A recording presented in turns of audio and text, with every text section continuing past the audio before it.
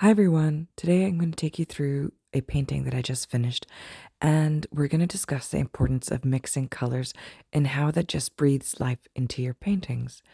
This painting is of a geisha in training, and the makeup that she's wearing on her face, it's painted on and it casts a gray shadow.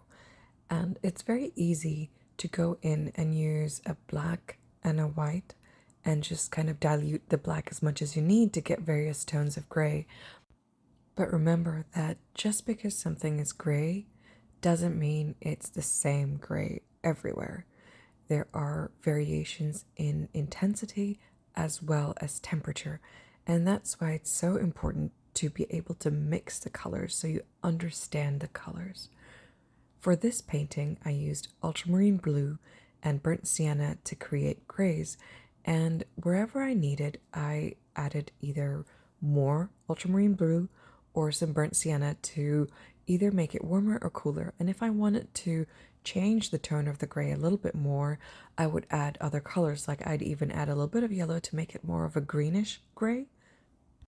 In fact, I used a little bit of yellow ochre and a little bit of alizarin crimson to kind of tint the gray a little bit more to my liking.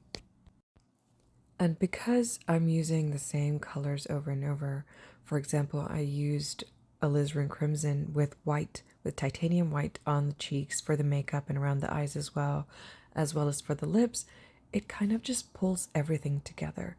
If you know how to mix your colors, you'll know where to repeat them, and that really brings a cohesive finish to your paintings. And I'm sorry for the shakiness, I'm working on it, and I'm hoping that the next painting will be less shaky.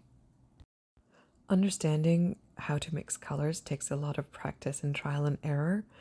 I mean, it's good to read books on how they mix. It's good to see how other artists mix their colors, but try them yourself and you may find that there are other additions that you like to add to your color mixes.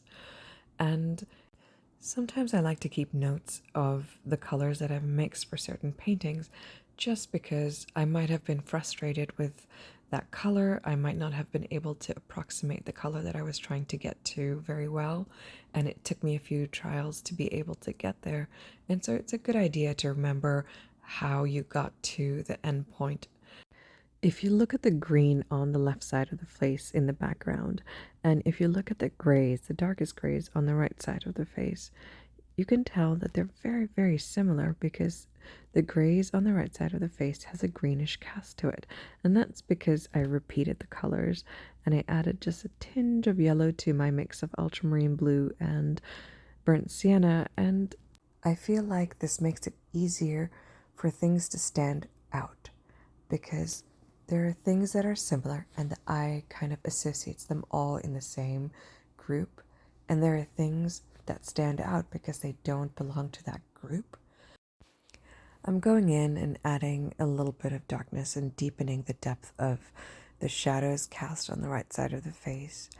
And for the shadows for the flowers, I'm doing basically the same thing, repeating the grays from the face and the background and adding a little bit more depth to the shadows there as well.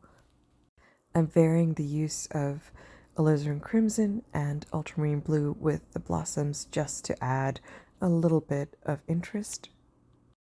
And even for my darker colors, I use a lot of black, yes.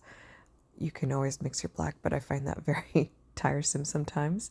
I add in colors into there to make the black less flat. For her hair, I mixed ultramarine blue with the Mars black, and I also used a little bit of burnt umber and also some phthalo green, just to kind of give it a little bit more depth and not make it so flat, which blacks can sometimes be if you use them alone.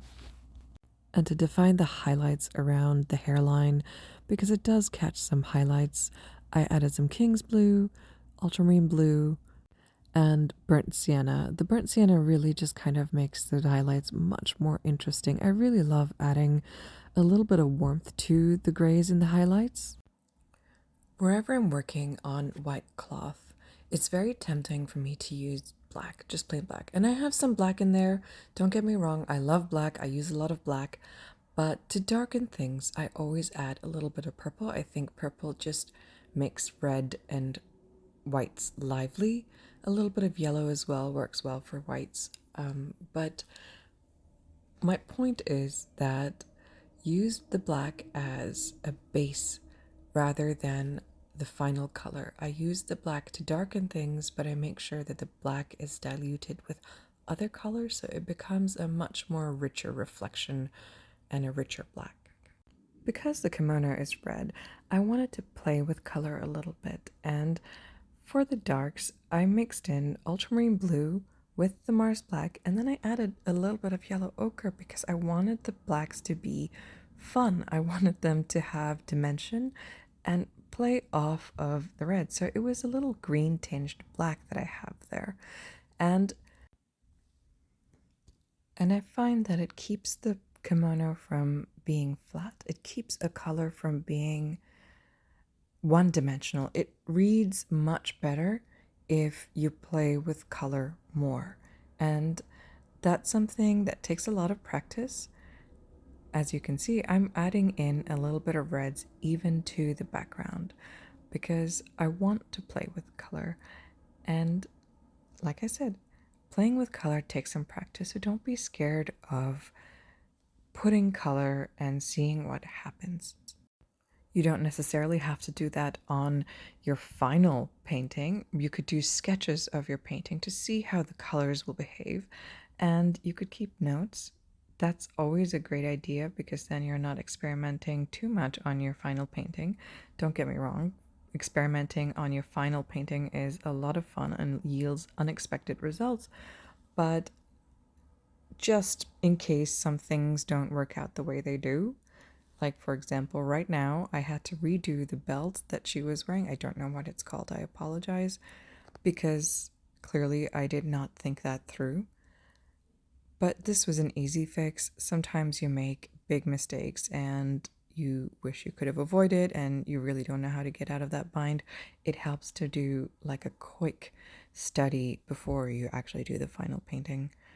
I don't do that often enough, but yes, I do that, and I do recommend it, especially for larger paintings. It just makes the painting finish much more smoothly. And when I do those studies to check how colors mix, I tend to limit my time and limit my palette so that I come to a quick conclusion. But if I had just used plain black for the background, which I do sometimes, without diluting it, I feel like it would not have been as interesting as a background as what I have right now. And knowing what colors to mix is a really important part of painting. It's a really important part of understanding how to use color.